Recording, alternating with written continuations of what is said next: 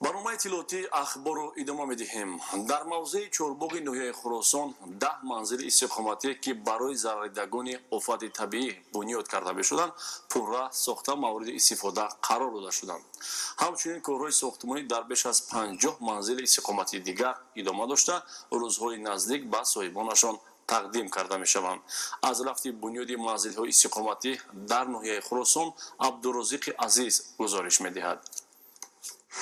ҳамаги як моҳ пеш дар мавзеи чорбоғи ноҳияи Хуросон сохтусози хонаҳо барои сокинони аз офати табиӣ зарардидаи 3 деҳаи ҷамъияти деҳотӣ ба номи Садриддин Айнӣ ноҳия оғоз гардида буд.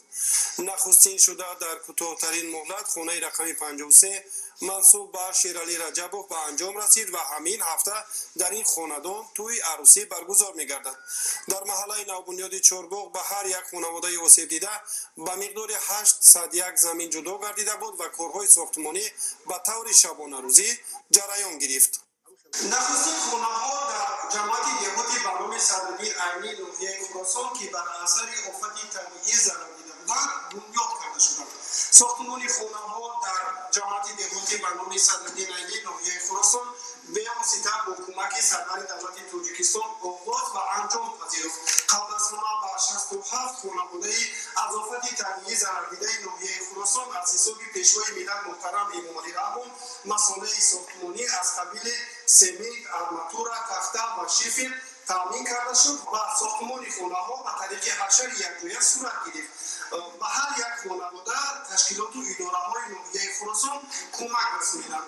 дар тирезаҳо аз ҳисоби мақомоти иҷроияи ҳокимияти давлатии вилояти Хатлон таъмин карда шуд. бо дастури хоси сарвари давлати Тоҷикистон муҳтарам Эмомалӣ Раҳмон, мақомоти иҷроияи ҳокимияти давлатии вилояти Хатлон ва ноҳияи Хуросон дар маҳалли сохтмон ситоди доимоалкунанда ташкил карда барои сокинон ва ҳашарчиён 3 вақт хӯроки гарм ва дигар шароити заруриро фароҳам сохтанд, то ҳар чӣ зудтар пеш аз муҳлати муайян гардида хонаҳо ба соҳибонашон ҳамчун армоғон аз ҷониби сарвари давлати Тоҷикистон тақдим карда шаванд. бо дастгирии асосгузори сулҳу ваҳдати миллӣ пешвои миллат президенти ҷумҳурии Тоҷикистон ба мардуми аз офати табиӣ зарардидаи ҷамъияти деҳотӣ ба номи Садриддин Айнӣ ноҳияи Хуросон кӯмакҳо таъмин карда шуд. ба тариқи шабонарӯзӣ кор сурат гирифт.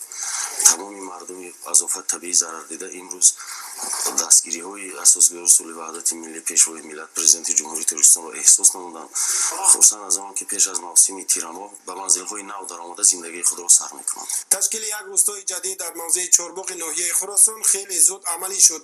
мутахассисони бахши сохтмон ва меъмории вилояти Хатлон инфраструктураи муҳитро инобат карда барои сокинон бунгоҳи тиббӣ ва дигар марказҳои хизматрасониро фароҳам сохтанд. мо раҳмат мегӯем ба сарвари давлати муҳтарам ҷаноб Эмомалӣ Раҳмон ки дасти кӯмаки худро ба мо расонд то имрӯз با همراه ما همخوار ما هست. عملهای آبادکاری در دیگر خانه‌ها نیز وسعتناک جریان دارد. الکی در این شهرچه نمونوی وضع کمونیکاسیا بهتر گردیده، خط انتقال برق و آب نوشاکی نصب کرده شده است. حالا نیز ستاد کاری به طور شبانه روزی فعالیت دارد. نقطه طبی نیز همه روزه از احوال ساکنان اینجا باخبرند.